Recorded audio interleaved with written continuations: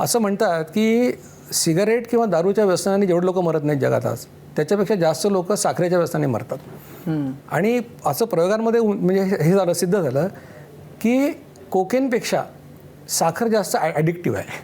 म्हणजे जे प्राण्यांवर प्रयोग केले तर असं लक्षात आलं की प्राण्यांना ते तिथे कोकेन दिलं आणि कोकेनचं ॲडिट केलं आणि मग ते प्राणी कोकेनकडे जायला उंदीर त्या पिंजऱ्यात, तर त्यांना शॉक द्यायचे. तर शॉक दिला की त्यांनी जाणं बंद केलं कारण त्रास होतो म्हणून. नंतर त्यांना साखरेसाठी ॲडिक्ट केलं आणि पुन्हा शॉक द्यायला लागले, तर ते शॉक खाऊन जायचे.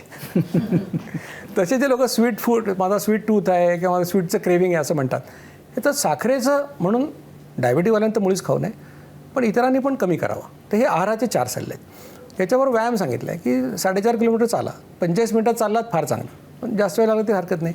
12-15 किलोमीटर सायकल चालवा, स्विमिंग करा किंवा सूर्यनमस्कार करायचं 45 ते करा. म्हणजे कुठलाही व्यायाम ज्याने तुमचं 250-300 कॅलरीज बर्न होतील. आणि जर तुम्ही रोज जेवत असाल तर रोज व्यायाम करा.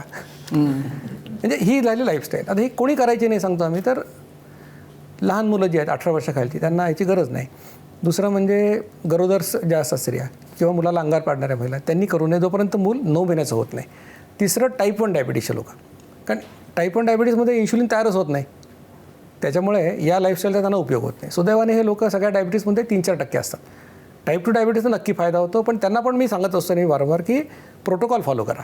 मी नुसतं माझा कट्टाचं लेक्चर ऐकून लगेच उद्यापासून 2दा खायला सुरुवात केली, ग्लिमिप्राईड 3दा घेणार आणि 2दा जेवणार, तर ग्लिमिप्राईड खाल्ल्याने जेवले नाही तर साखर कमी होऊन हायपोग्लायसेमिया होईल, चक्कर येईल, रसात पडतील कुठेतरी.